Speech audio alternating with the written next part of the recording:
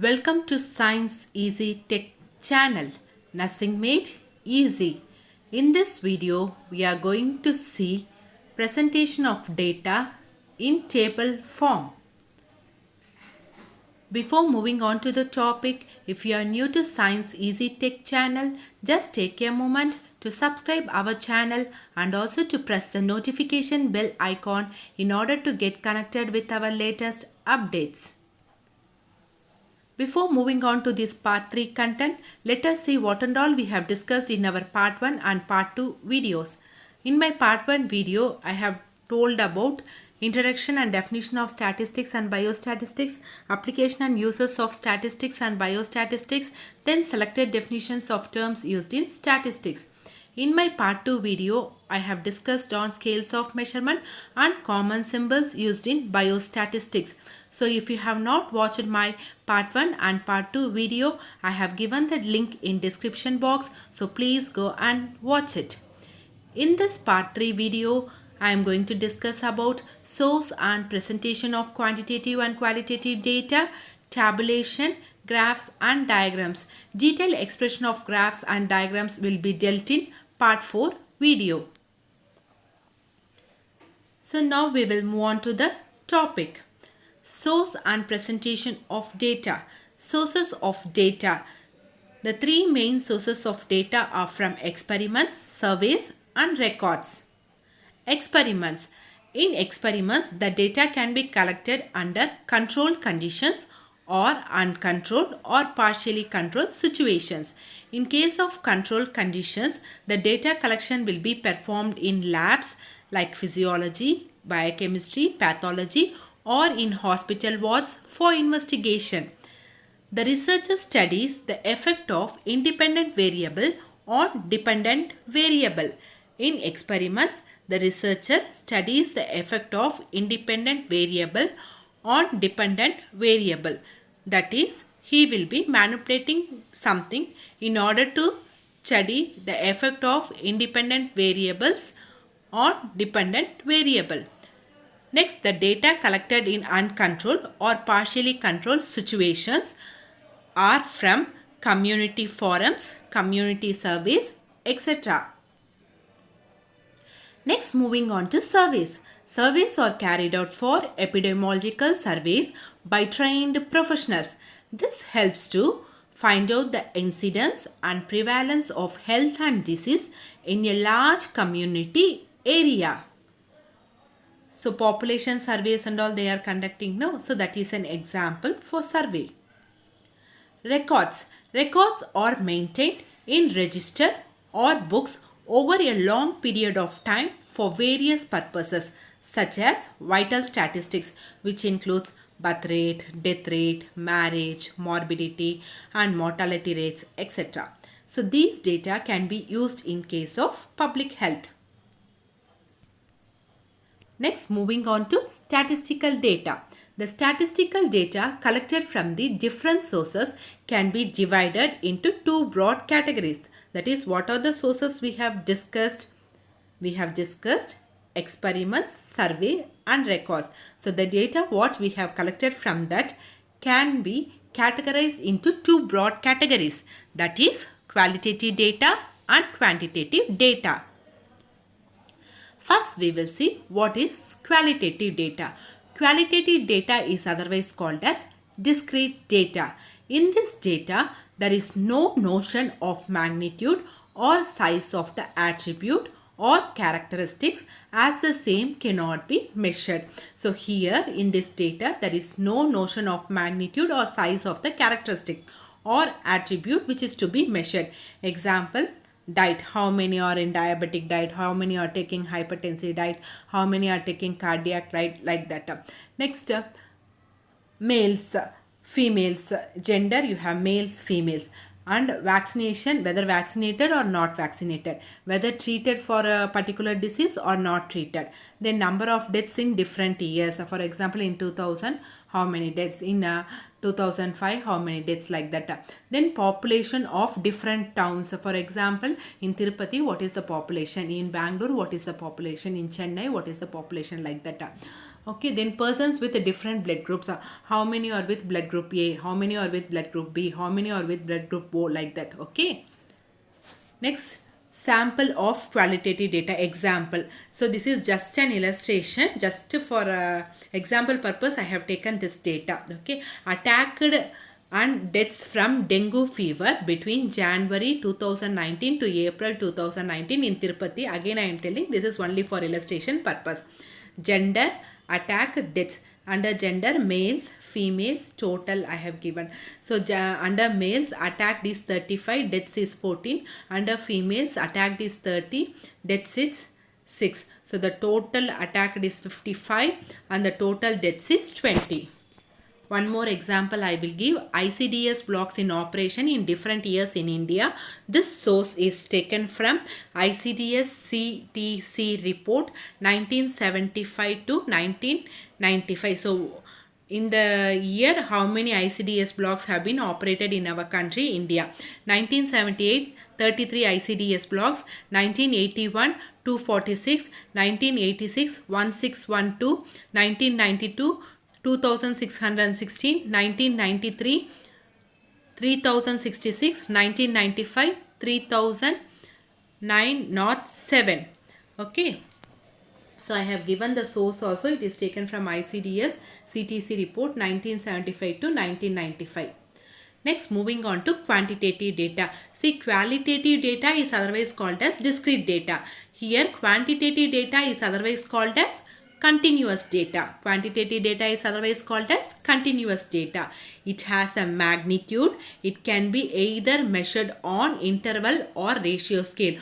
Already in my part 2 video, I have explained about scales of measurement. Under that, I have clearly explained about interval or ratio scale. If you have not watched my part 2 video, I have given the link in description box. Please go and watch it. So it is measured either on interval or ratio scale. There are two variables here. For example, height and frequency. For example, how many are within the height 155 to 160. Suppose 155 to 160, suppose 8 members are there, the frequency is 8. And 160 to 165, 10 members are there, the frequency is 10, like that. So it is also called as continuous data, as I have told earlier.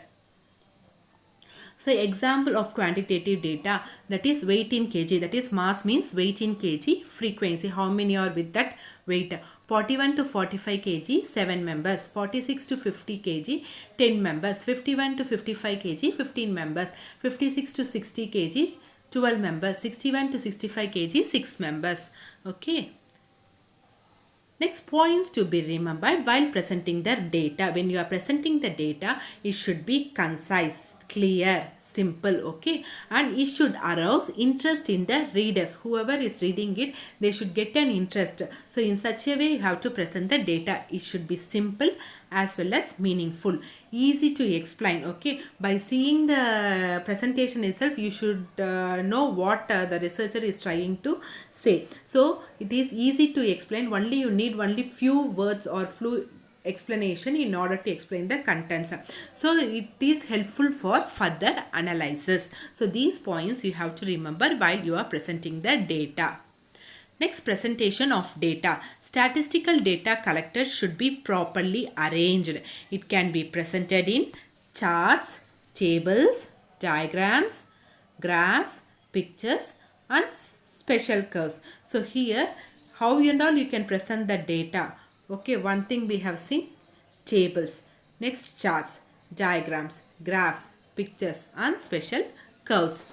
So graphs I will be taking in detail, both graphs and diagrams, in my part 4 video. So in this video I will explain only the tables.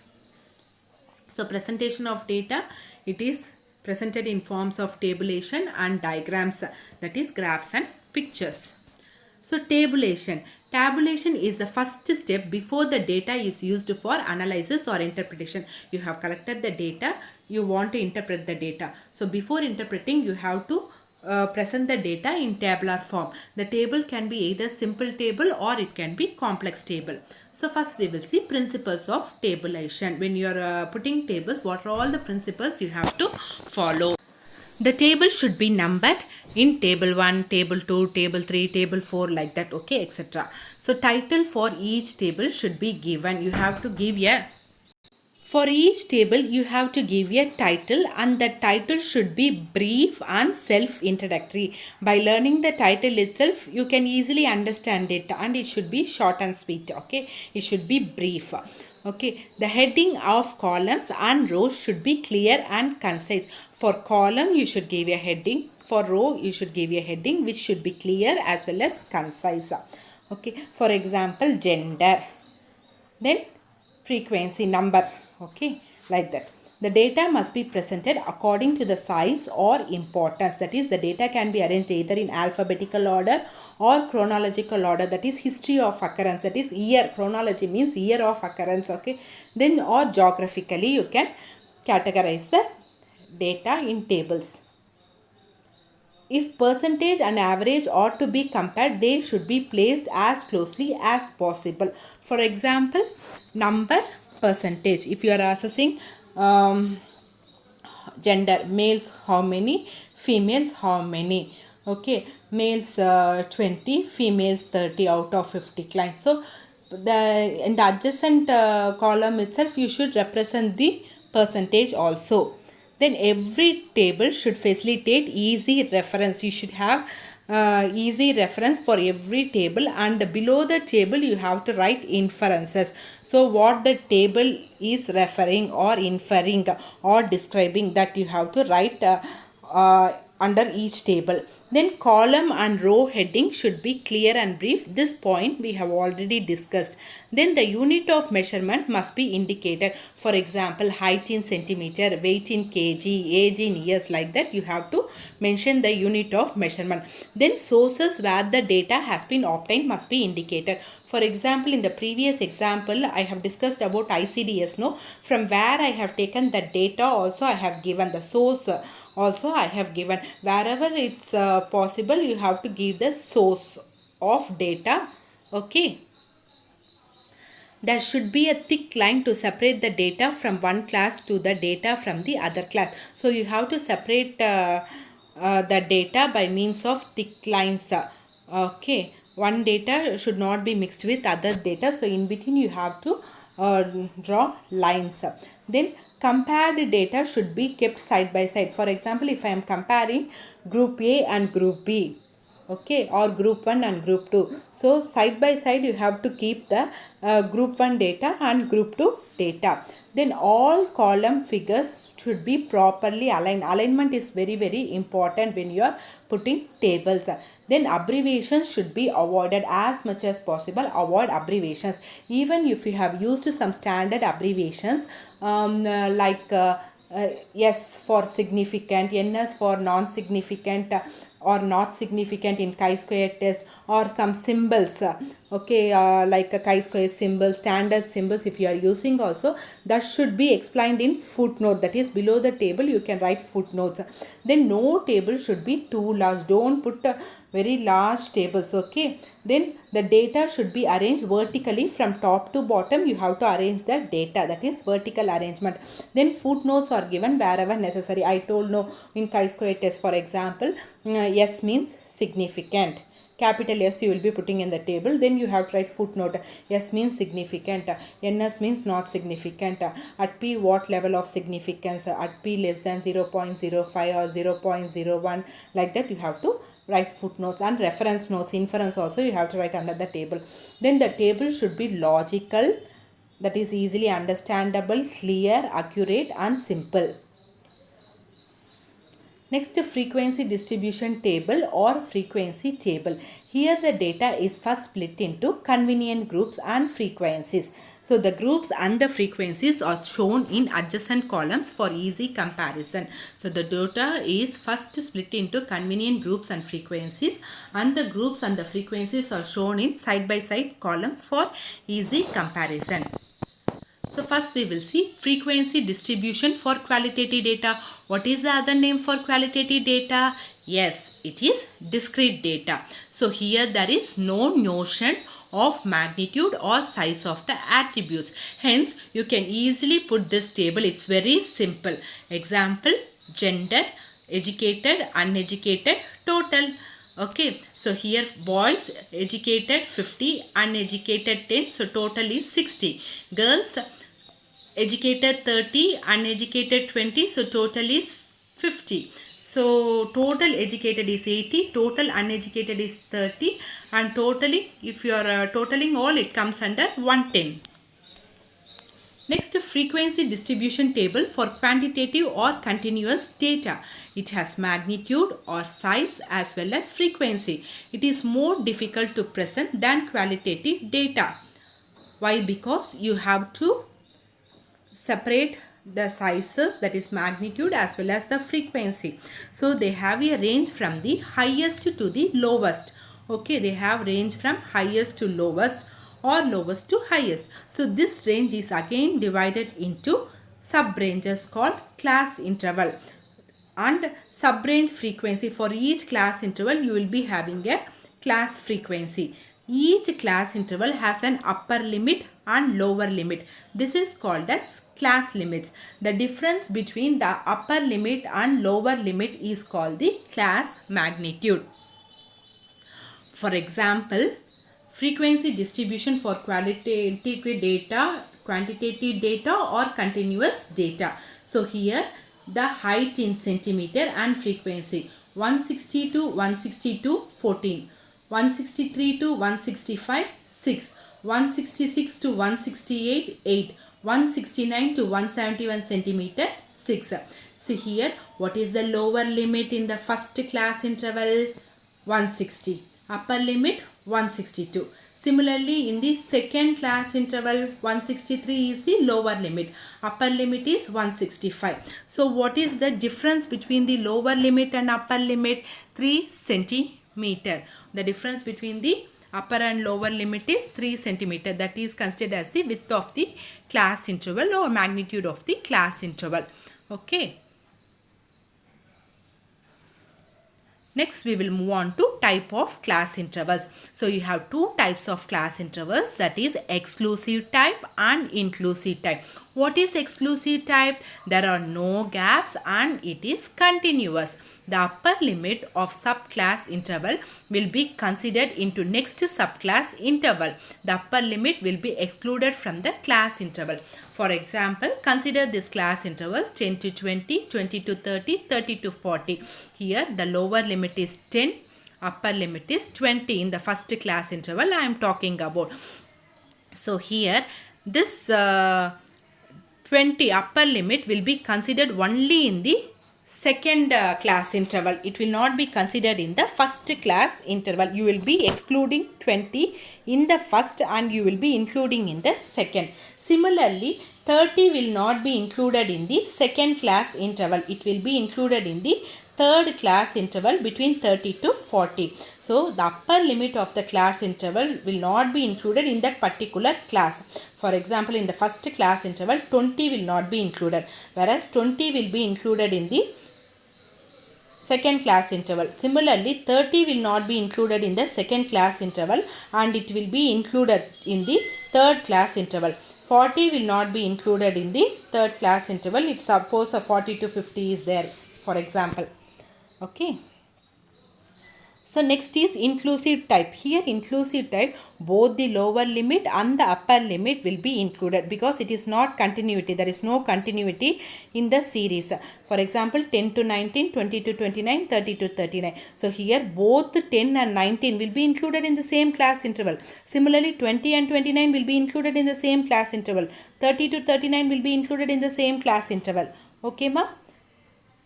Next, to convert inclusive to exclusive type, you have to use correction factor. Inclusive type can be converted to exclusive type, but you have to use correction factor.